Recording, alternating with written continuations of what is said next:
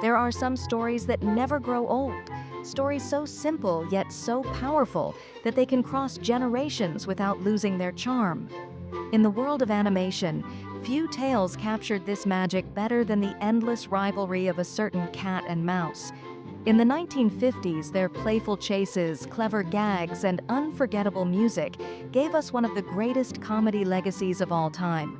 This is the story of the cartoon chase, Laughter from the 1950s, a journey back to when comedy was simple, laughter was pure, and every episode was a reminder that the joy is not in the ending, but in the chase itself. The golden era of cartoons. The 1950s were a special time for animation. The world had come out of a long, difficult war. Families were rebuilding, televisions were entering homes, and people were looking for joy. Cinema and TV became powerful ways to escape into worlds of imagination, and nothing captured joy better than cartoons. At the heart of this golden age was the classic cat and mouse rivalry. Each short film was only a few minutes long, but packed with energy, humor, and creativity. Unlike dialogue-heavy stories, these cartoons used action, music, and exaggeration to deliver comedy. Everyone understood the story, whether they were in New York, Tokyo, or Paris. The 1950s cemented these characters as international stars, loved by children, admired by adults, and studied by artists. A comedy without words. One of the most fascinating things about these cartoons is how little talking there was. The humor didn't need long explanations. A raised eyebrow, a scream of pain, or a sneaky grin told you everything you needed to know. The creators borrowed from the great silent comedians of the past, Charlie Chaplin, Harold Lloyd, and Buster Keaton. Just like those legends, the cat and mouse used physical humor, exaggerated stunts, and clever timing. Every crash, fall, and chase felt like part of a grand comedy routine. And then there was the music. Without words, the orchestra became the voice of the story. A rising drumroll built suspense. A sudden trumpet announced disaster. Soft violins played when romance entered the scene. Sometimes silence itself was the punchline, just before a loud crash made everyone laugh. The eternal chase. At the center of every story was the chase. It was always the same, and yet it was never the same. The cat, stubborn and determined, plotted ways to catch the mouse. The mouse, small but clever, found ways to escape. Sometimes it was a simple trick with a mousetrap. Other times it was an elaborate plan involving entire kitchens, living rooms, or gardens. The cat might think he was about to win, only for his own trap to backfire in the funniest way possible. This endless loop gave the cartoons their rhythm. No matter how many times the cat was flattened, electrocuted, or thrown out of the house, he was always back in the next scene, ready for another attempt. And the audience loved it. They didn't want the chase to end. They wanted to see how far it could be stretched, how creative the gags could get, and how many surprises could be packed into a few short minutes. Everyday objects, extraordinary comedy. One of the secrets of these cartoons was how ordinary household objects became tools of chaos. A broom could become a weapon, a frying pan could flatten a character, and a teapot could suddenly turn into a cannon. The genius of the animators was in making the ordinary extraordinary.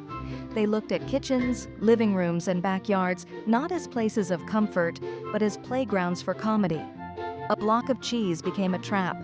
A piano became a stage for destruction. A garden hose turned into a snake.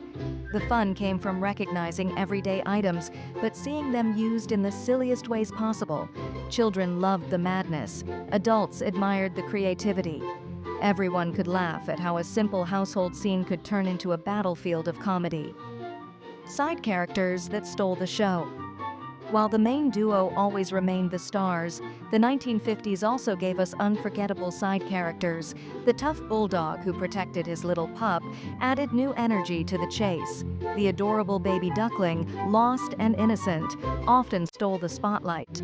A romantic lady cat could turn a simple chase into a comedy of love and jealousy.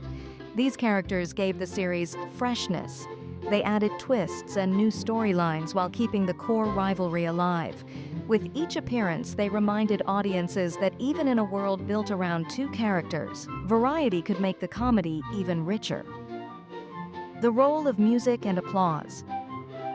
It's impossible to talk about these cartoons without mentioning the soundtrack. The orchestral scores were not just background music, they were the heartbeat of the story. Every chase felt like a dance, every trap like a theatrical performance.